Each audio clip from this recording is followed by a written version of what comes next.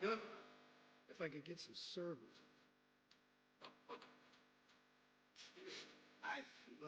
Let's see, a couple of things.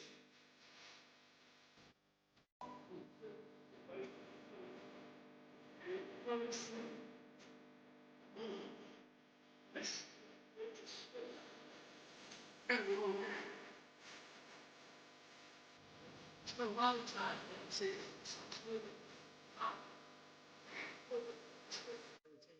All over the world, and actually spent a little time away from home, which I know a lot of you will probably be doing this holiday season. Thanksgiving, Christmas, I spent 2 Christmases in Iraq and another Thanksgiving, and I only say that I don't think you understand sometimes how much you affect everyday people, not just by your service to our country, protecting us, and everything else that you do unselfishly, but personally speaking, my son was very young. I was a single father. And being away from Christmas that first year, I kind of sat him down. And it was one of the most important life lessons I ever got to teach him, which was, look, we've been fortunate the last few years. I had finally made some money. I said, to be able to afford whatever we want. I said, I've been asked to go entertain some guys and girls over in Iraq this Christmas.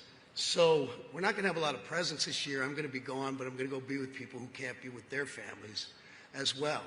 And I think that's really the spirit of Christmas and the spirit of our country. And I'm proud to say he's 32 years old now, happily married, with 2 grandchildren, and he couldn't come today because he's working. He has 2 jobs. So I just wanted to say thank you again, because it's people like you that I was able to teach him that lesson. Now also, like I said, I'm 54 years old, and I see a lot of young faces around here. And I was thinking on the way up here, I thought about the first time that I realized I was old. And I'd like to share that story with you because, make no mistake, everyone in here is going to have this moment. And it's a moment. It happens once. And it's probably 12, 15 years ago, maybe in my early 40s. I was in Malibu, California with a very, very good friend of mine. We're sitting in a little lunch spot having a beer and having lunch. And this very pretty young girl came over. And she said, oh my God, Kid Rock. And she was with her friend. And she said, can I have my picture made with you? And I kind of, winked at my buddy. I'm like, yeah, motherfucker. I'm like, yeah, Grandpa still got it, right? I'm like, and I kind of made a whole to-do out of it. I said, you know what, why don't we go outside, man? Get better light out there with the sun, this, that, and the other. So I'm standing there with these 2 very pretty young ladies, hamming it up in front of my buddy. And they were kind of nervous, and I kind of like to break the ice. And I said, so how's it feel to have your picture made with Brad Pitt? And my buddy, he's like, yeah, Brad Armpit. So I'm like, blah, blah, blah. We break the ice, take the picture. The young lady looks at, it was a phone at the time, one of those flip phones. And she looks at the picture, and she goes, oh, my God, my mom's going to shit. And that's how I knew I was old for the first time. So, but that's it. I'm just here to wish everyone a happy Thanksgiving. Thank you tremendously for your service, especially those that can't spend it with your loved ones this year.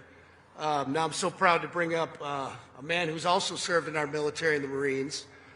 I know it's not a day for politics, but I do hope to call him our 48th president one day. It's so nice to have people like him who are just down-to-earth normal in office. And I can't stress that enough, having been in and around politics quite a bit. And, I've been privileged to spend time with pretty much every president since Carter, just a normal human being. Whether your politics align or not, he's just a good, normal guy. And I know he fights for all of us here. And like myself, I don't think it matters your political affiliation. We all support our troops, and we are, once again, tremendously grateful for everything you do. So without further ado, could you make some noise, please, for the Vice President of the United States, Mr. JD Vance.